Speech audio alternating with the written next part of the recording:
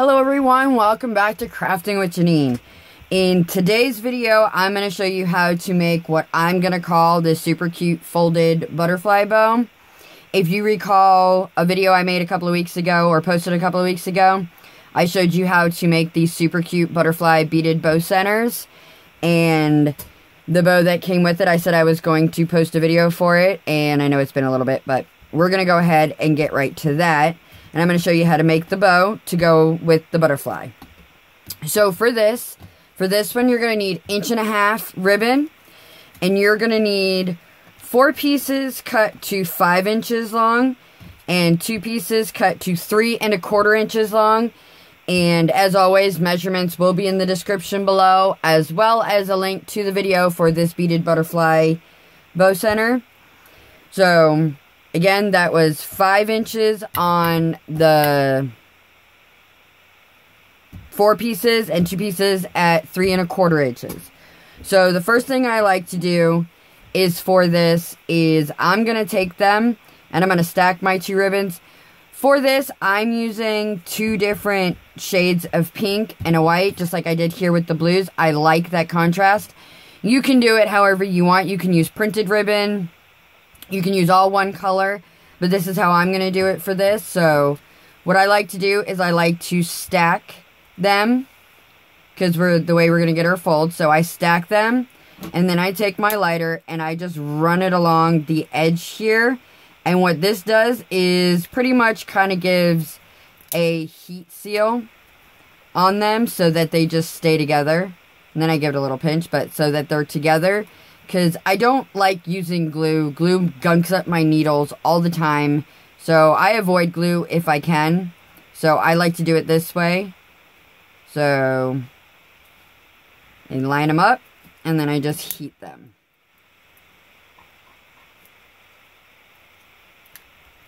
Give it a little pinch. And that.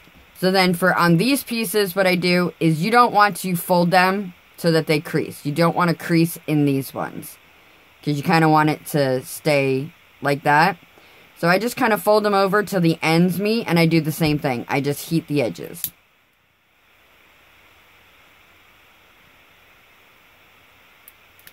So you just give it a little pinch, just to make sure that they're secured. I'm going to do the same thing on this one.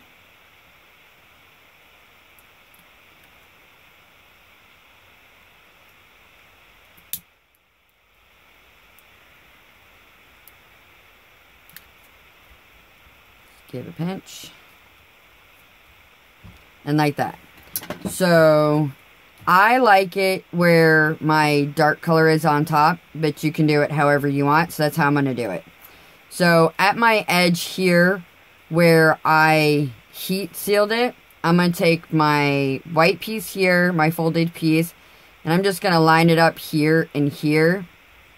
And I'm going to grab a clip, and I'm using a 3-inch clip here, because when I get to the end, I need a longer clip than a regular alligator clip. So I'm going to hold that there. And in order to get this look, we need to do each side opposite of each other. So how I do that is if I put it on this side, then my folded side is there. And I do it this way so that it's like a mirror of itself.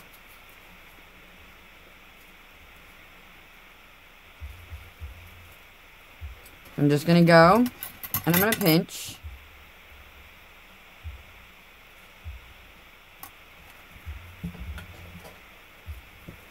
Just like that. And then, okay, so I'm going to start on this one. And what I'm going to do is I'm going to take this bottom color here, and I'm going to bring this corner to this corner. So I'm going to line it up there, like that.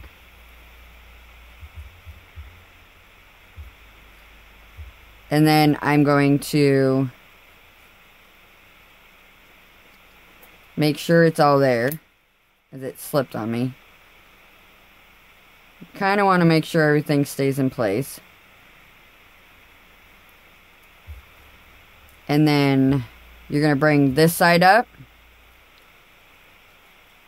And we're going to line it up. And you want it to kind of look like this, so that you have a little bit gap here and a gap here. And then we're going to take our clip and we're going to slide it all the way over so that it holds it all there. I'm going to set that one down. Now, reverse mirror, we're going to do the same thing on this one. We're going to take this corner, bring it to here. Make sure everything holds in place. I'm going to shift my clip. And I'm going to do the same thing over here. And kind of like the same measurements as I did here. Now, I'm eyeballing it. You can measure to get exact. And I'm pretty good about getting them, for the most part, the same. So we have it. They're like this. So our next step, what we're going to want to do is we're going to cut off this extra here. So you're going to want a good sharp pair of scissors to do this. Then I just go and just right along the edge and give a cut. And my clip is too far up. I need to move that. And then we're just going to heat seal the edges so they don't fray as we're making our stitches.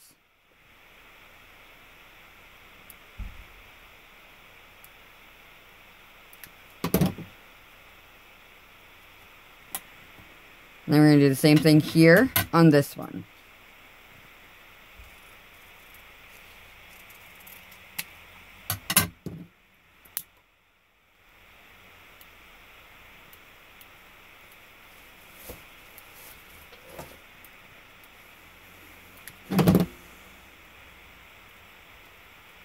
So just like that.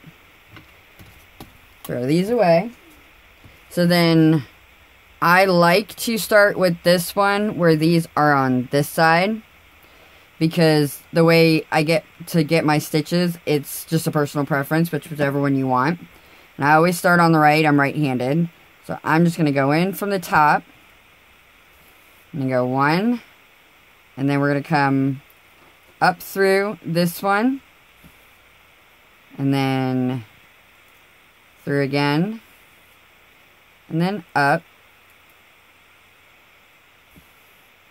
And then we're going to give a few stitches on this side, and I believe it's 1, 2, 3, 4. Yeah, it's 4. Because we want to come up from the bottom. My brain had just froze on me for a minute there. I'm sorry.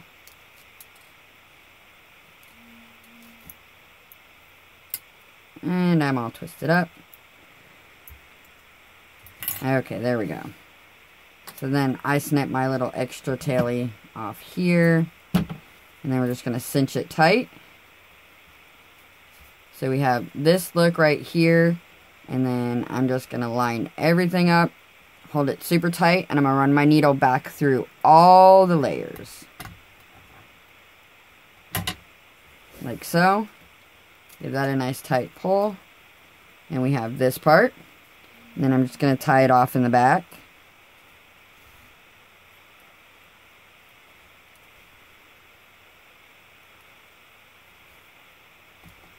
Like so.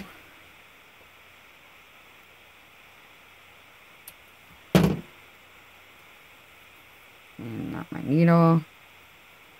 Okay, so now I have that side.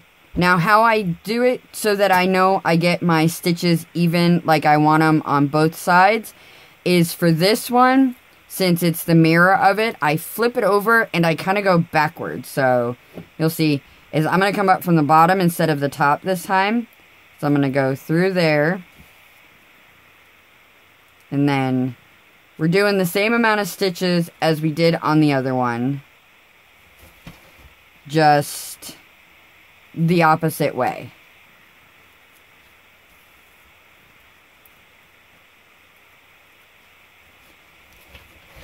So right now I could pull this because it's going to be in my way.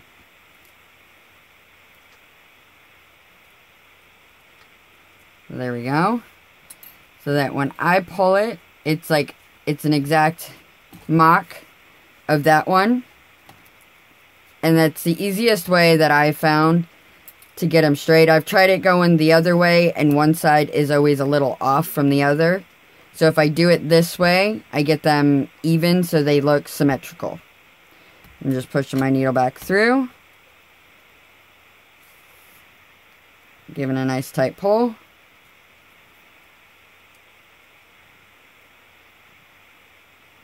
And let me give a little tie off.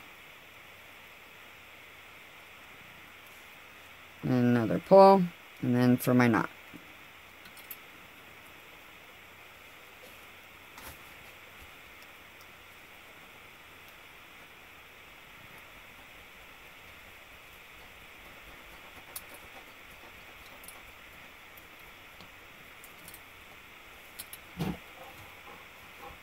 And a snip.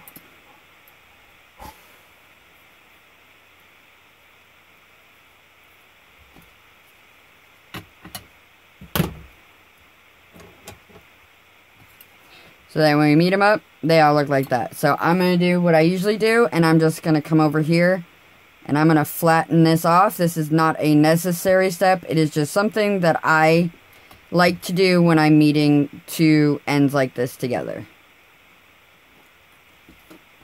I personally think it helps me get a really good straight line and a good bite. So I'm just going to put some glue.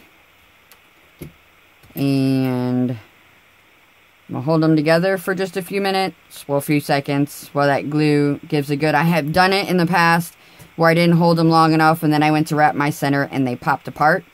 So if I sit here and hold it, they tend to stay. So while I'm doing this, I'm going to take the opportunity to ask you guys to subscribe if you haven't already, and hit that thumbs up and that little bell icon next to the subscribe button. If you hit that little bell icon, it'll let you know every time I upload a video. And that thumbs up is just really great for us creators. It helps us out so much. If you enjoyed this video, please do give a thumbs up. And if there's anything you'd like to see, please leave it in the comments below. I will try to get to what I can and try to make it happen. And if you guys are really enjoying these beaded bow center videos, please let me know, and I will definitely make more. I have 2 of them up already. I will link those in the description below, like I said, as well as a link to my Facebook group, where there is an amazing group of crafters in there. I call you guys my happy crafting family, and we really are. Everybody in there is so eager and willing to help, and amazing group. They get to questions if I can't get to them right away. It is so great to have all those people in the group. So if you're not already a member, please do come and join our group. So now I'm just going to wrap my center with some 3/8 inch ribbon, and I always wrap mine twice. So we're going, so I get a nice tight secure center. That's once and twice, and then I snip, seal, and glue. So yes, please do come over there, amazing group of people, and check out the other videos, those beaded bow videos and stuff. And I will put the measurements in the description below, like I said. So there you have that. Just give it a little shaping. Super cute beaded butterfly bow center. And how we put these on, I have my little felt circle on the back that I put on, and I'm just going to take some glue, put it on the felt, and my glue gun, I need to put a stick in there, and then just place it right there in the middle. And because I used the felt and that, everything will stay on there, like this one's on. Just like that, and there you go. There we have it. Our folded butterfly bow. That is what I'm going to call it. You guys can call it whatever you like, but I think these are super cute, and I like to match them up like this in like a little set. And that, if you're going to sell them, or make them for gifts or whatever. So, I really hope you guys enjoyed this video, and don't forget to hit that thumbs up and subscribe if you haven't already. And as always, happy crafting!